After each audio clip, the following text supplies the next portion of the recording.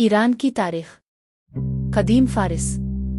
Iran तारीख़ी तौर पर फ़ारिस के नाम से जाना जाता है, दुनिया की कदीम तरीन मुसलसल तहज़ीबों में से एक है। यह ताकतवर सल्तनतों का घर था जिसका आगाज़ और फिर अकीमनेड एम्पायर 550-330 BC से हुआ, जिसकी बुनियाद साइरस अजीम ने रखी थी। यह सल्तनत यूनान से हिंदुस्तान तक फैली हुई दुनिया की सबसे बड़ी सल्तनत बन गई। यह अपनी रवादारी और शानदार इंतज़ामिया के लिए जाना जाता था।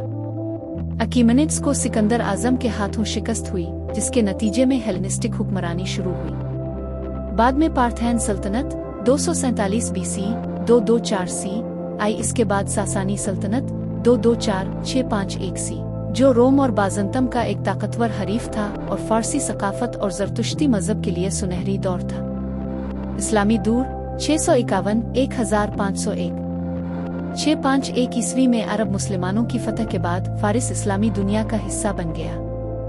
अगरचे लोगों ने इस्लाम कबूल किया, फ़ारसी ज़ुबान और सकाफत मजबूत रही। वक्त गुजरने के साथ मुख्तलिफ ख़ानदानों ने ईरान पर हुकूमत की, जिनमें बाइड, सिलजोक और मंगोल 13वीं सदी शामिल है।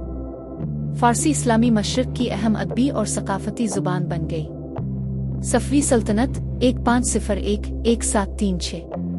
सफ़वी ने ईरान को एक कौमी रियासत के तौर पर मुत्तहिद किया और शिया इस्लाम को सरकारी मजहब बनाया, जो आज तक ईरान की मजहबी शनाख्त को तश्कील दे रहा है। उनका दारुल हुकूमत अस्फ़हान एक सकाफती ज़ेवर बन गया। सफ़वी दूर को फ़ारसी फ़िन तामीर और शायरी में एक आला मकाम के तौर पर देखा जाता है। काजर और पहलवी ख़ानदान 1796-1979। काजर ख़ानदान 1796-1925 ने एक कमज़ोर ईरान पर हुकूमत की, जिसे बरतानिया और रूस के गैर मुल्की असर और रसूख का सामना था।